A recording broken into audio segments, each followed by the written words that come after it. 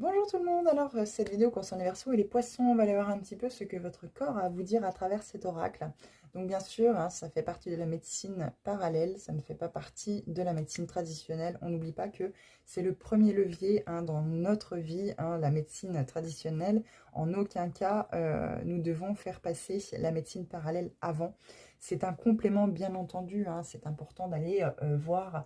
Ce n'est pas le Doliprane finalement, en quelque part, qui va résoudre l'inconscient, hein. Il y a peut-être des choses qui sont cachées justement dans ce côté inconscient qu'il est question de travailler pour venir en plus pouvoir guérir des maux qui sont chroniques. Donc n'hésitez pas à aller voir votre docteur, bien entendu. Verseau. Ah, je ne sais plus qui avait la même carte. Il me semble que c'était les Gémeaux. Donc les Verseaux, vous avez peut-être du Gémeaux dans votre thème. Alors, on vous demande de prendre soin de vous.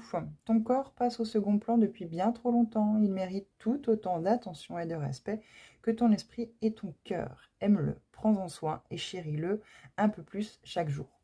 Soyez dans la gratitude de votre véhicule de vie, prenez-en soin. C'est lui qui vous porte et qui vous guide dans la vie à travers les épreuves, à travers les bonheurs, les joies. Il est question d'en prendre soin, de l'aimer inconditionnellement.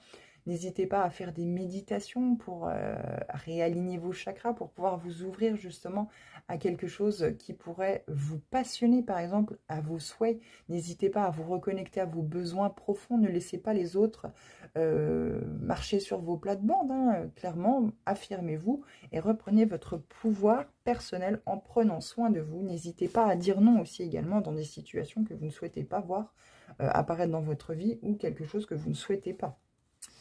Et enfin, les poissons. On vous parle de sexualité, les poissons. C'est une très belle carte. Tu n'es plus aligné avec ta sexualité ni en lien avec tes besoins profonds.